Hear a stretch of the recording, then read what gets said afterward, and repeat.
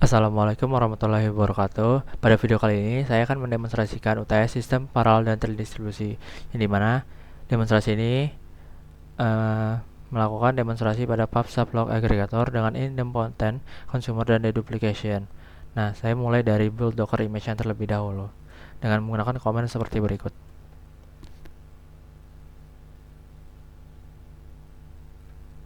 Kita tunggu sebentar.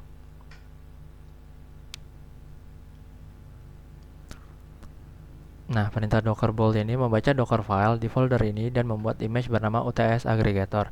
Di docker file, saya pakai base image Python 3.11 lim yang ringan. Aplikasi dijalankan sebagai non-root user bernama app user untuk keamanan, dan requirement.txt diinstal sebelum kode aplikasi di copy supaya docker bisa cache layer independensi dan build berikutnya lebih cepat.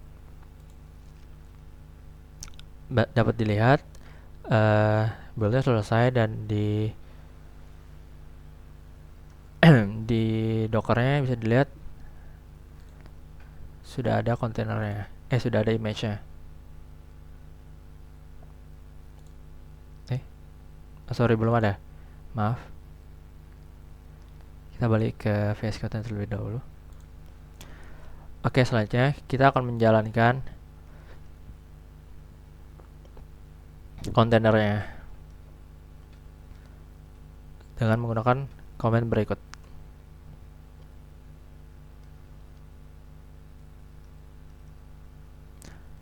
Nah, flag P8080.28080 menghubungkan port laptop ke port kontainer supaya bisa diakses dari luar. Untuk flag v_aggregator_data, app data membuat docker volume untuk menyimpan file SQLite secara persisten. Ini yang nanti akan membuktikan dedup store tahan restart atau tidak. Bisa dilihat sudah muncul application startup complete.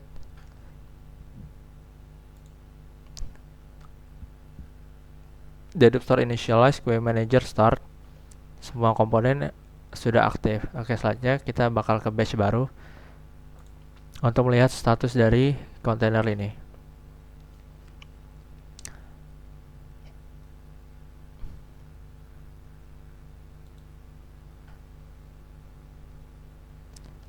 Untuk di dockernya sendiri dapat dilihat kontainer UTS aggregator sudah menyala. Oke, kita masuk. Kita cek dulu statusnya.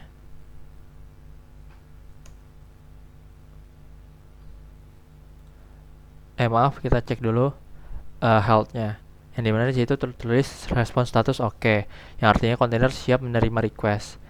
Selanjutnya, sebelum mengirim apapun, saya akan cek dulu kondisi awal sistem. Kita cek dulu status awalnya. Di sini terdapat receive 0, unique process 3, dan duplicate dropnya 0. Kenapa unique process 3? Karena sebelumnya saya sudah mencoba beberapa kali atau mendemonstrasikan sistem ini, yang dimana saya sudah restart tapi unit prosesnya masih ada, jadi semuanya masih dianggap 0 semua.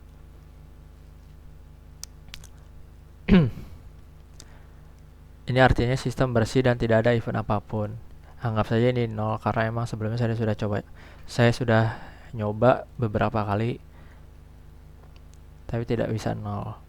Selanjutnya kita akan menjalankan komen berikut.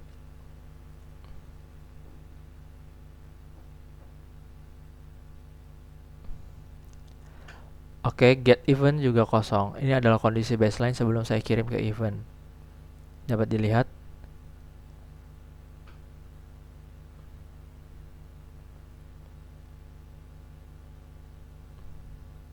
Nah, sekarang kita masuk ke bagian intinya, yang dimana simulasi at least once delivery.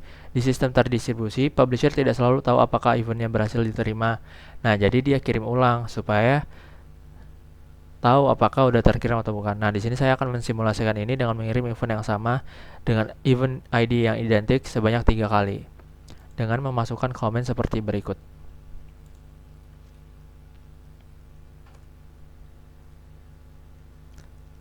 Nah, ketiga pengiriman mendapat respon HTTP 202 accepted, yang artinya semua berhasil masuk ke antrian, tapi yang terjadi di dalam consumer adalah berbeda.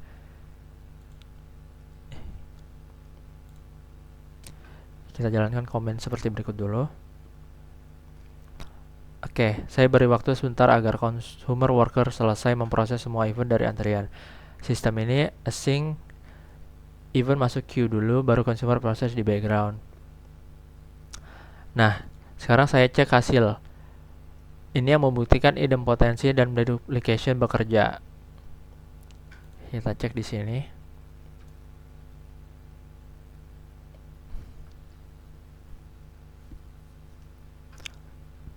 Nah, di sini dapat dilihat get event menampilkan hanya satu event, bukan 3. Di sini count hanya 1. Harusnya ini 1. Kenapa 2? Karena seperti yang saya bilang sebelumnya, saya sudah sempat mencoba tapi tidak bisa hilang. Ini harusnya 1, countnya 1. Nah, bukan 3 karena meskipun saya mengirimkan 3 kali, yang tersimpan di SQLite hanya 1 dan countnya hanya 1. Ini harusnya 1 ya, seperti yang saya bilang tadi. Kemudian kita cek dulu statusnya setelah kita kirim 3 kali tadi. Nah, dapat dilihat sesuai yang saya kirim tadi, saya ngirim 3 dengan unique proses 3 dan duplicate dropnya 2. Karena saya kirim 3 kali dengan format yang sama, 2 dari format tersebut akan di drop. Nah, di sini GetStats membuktikannya secara angka. Receive 3 artinya 3 event masuk ke antrian, unique proses 1 hanya 1 yang benar-benar diproses dan disimpan. Duplicate drop 2 event dibuang karena terdeteksi sebagai duplikat. Nah, persamaannya terpenuhi. Unique plus duplicate sama dengan receive. 1 ditambah 2 sama dengan 3. Nah, cara kerjanya, consumer memanggil fungsi mark process di dedup store. Di dalamnya ada perintah insert ke SQLite dengan primary key, composite topic, dan event ID. Pengiriman pertama berhasil diinsert. Pengiriman kedua dan ketiga menyebabkan integrity error karena primary key sudah ada. Fungsi return false, event dibuang. SQLite sendiri yang menjamin atomicity ini. Kita lihat. Kita masukkan komen seperti berikut. Nah, nanti di log container terlihat jelas 1 baris proses untuk event pertama, 2 baris duplicate drop untuk pengiriman kedua dan ketiga. Bisa dilihat ini diproses dan ini duplicate dan di drop keduanya. Selanjutnya, saya akan mendemonstrasikan bahwa dedup store tahan terhadap restart container. Ini penting untuk fault tolerance. Kalau container crash selalu hidup lagi.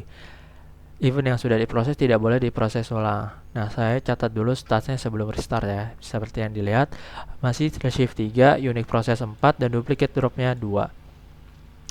Oke, selanjutnya saya akan restart dockernya atau restart kontainernya menggunakan komen berikut. Hal ini mensimulasikan crash atau deployment ulang. Essential queue yang ada di memori akan hilang, tapi SQLite ada di Docker volume tidak ikut hilang. Kita tunggu dulu restart sampai selesai. Bisa dilihat di sini di Docker, saya sudah restart. Jadi 10 detik yang lalu. Oke. Kita balik ke VS Code-nya. Nah, kita jalankan komen seperti berikut dulu.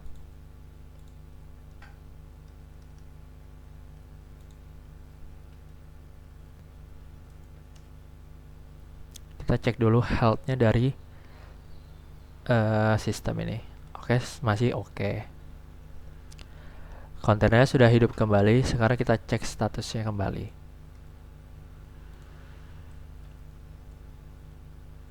Nah, dapat dilihat receive-nya 0, unique prosesnya masih 4, dan duplicate drop-nya udah 0. Yang artinya SQLite dan restore counter dari sana data resistannya terjaga oleh Docker volume. Sekarang saya kirim lagi event yang sama persis seperti sebelum restart dengan event ID yang sama.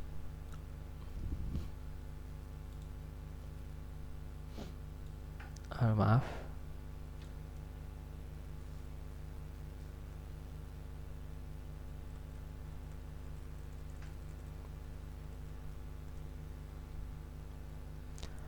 Oke, dapat dilihat sudah masuk. Selanjutnya kita cek statusnya kembali.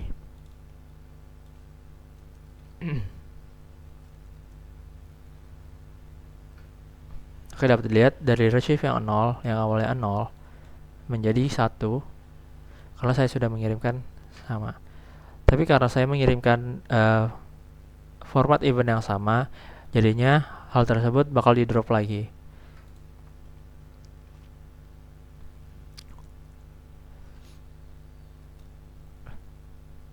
Seperti yang saya bilang tadi, meski kontainer sudah di restart, event yang pernah diproses sebelum restart masih terdeteksi sebagai duplikat dan tidak diproses ulang. Dedup Store persistent terbukti bekerja di sini.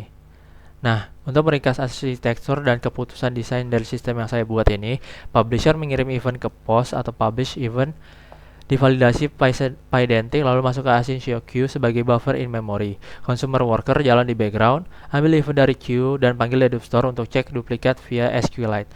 3 keputusan dari desain utama yang saya buat di sistem ini. Yang pertama ada SQLite dengan primary key, composite topic, dan event ID. Dipilih karena atomic, persistent, dan tidak butuh server eksternal. WAL, mode aktif supaya tidak korup saat crash. Yang kedua ada Asyncio queue, bukan threading.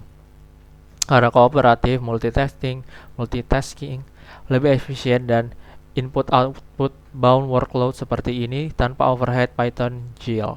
Yang ketiga ada HTTP 202 bukan 200 untuk respon publish. Karena pemrosesan async, kita tidak blokir publisher menunggu SQLite selesai write. Ini pola at least once yang dibahas di bab 3 Tannenbaum dan Vansten. Kombinasi idempotensi dan deduplication ini mencapai effectively exactly once processing sesuai konsep eventual konsistensi di bab 7. Sekian demonstrasi pada sistem yang saya buat kali ini. Jika ada kekurangan mohon dimaafkan. Sekian, terima kasih. Wassalamualaikum warahmatullahi wabarakatuh.